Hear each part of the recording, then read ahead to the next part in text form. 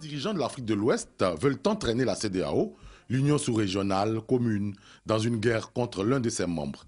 Il s'agit du chef d'État intérimaire nigérien Goodluck Jonathan, parvenu au pouvoir après des réglages constitutionnels à la mort du président élu Umaru Yar'Adua. Il s'agit également du chef d'État sénégalais Abdoulaye Wade, qui prépare l'arrivée de son fils au pouvoir, comme au Gabon, comme au Togo, afin de vulgariser la transmission héréditaire du pouvoir d'État en Afrique. Il s'agit enfin du capitaine Blaise Compaoré, arrivé au pouvoir par un putsch sanglant contre son ami Thomas Sankara et qui se maintient au pouvoir depuis 30 ans grâce à des modifications constitutionnelles et à sa profonde amitié pour la France.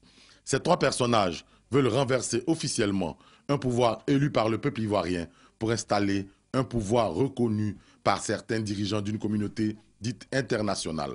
Pour atteindre leurs objectifs, ils utilisent deux armes: l'asphyxie économique en jouant avec les avoirs de la Côte d'Ivoire à la Banque centrale des États d'Afrique de l'Ouest et un projet ambitieux d'envoi d'une force militaire pour imposer aux Ivoiriens ce qu'ils n'ont pas choisi.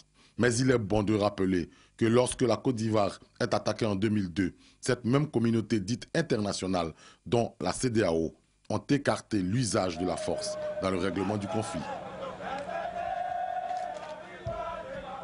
Il est bon également de rappeler qu'en 2004, l'armée française a même fait irruption sur le théâtre des opérations pour stopper la progression des forces régulières, détruisant armements et vies humaines. Mais tous ces morts, ceux de septembre 2002, ceux de novembre 2004, n'auront aucune considération de la part de l'Organisation des Nations Unies en Côte d'Ivoire, ni même de la Cour pénale internationale, parce que leur mort est certainement conventionnelle et donc acceptable par la communauté internationale.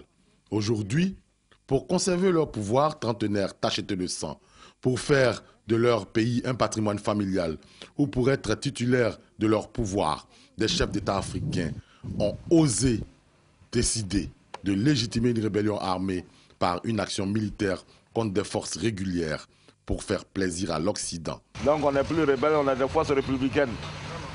Voilà, les rebelles, il faut qu'on les déloge, on doit les mater. Si on n'a pas pu mater notre rébellion, on va mater pour eux.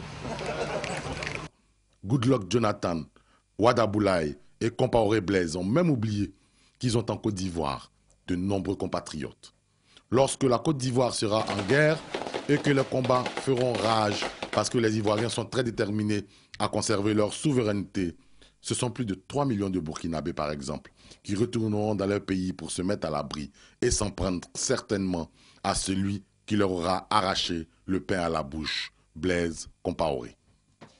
Mais c'est également toute la sous-région qui sera déstabilisée. Doit-on s'autodétruire pour faire plaisir à des amis lointains? En tout cas, l'analyse est claire. Si la Côte d'Ivoire explose, les dégâts collatéraux risquent de mettre le feu dans les pays de la sous-région.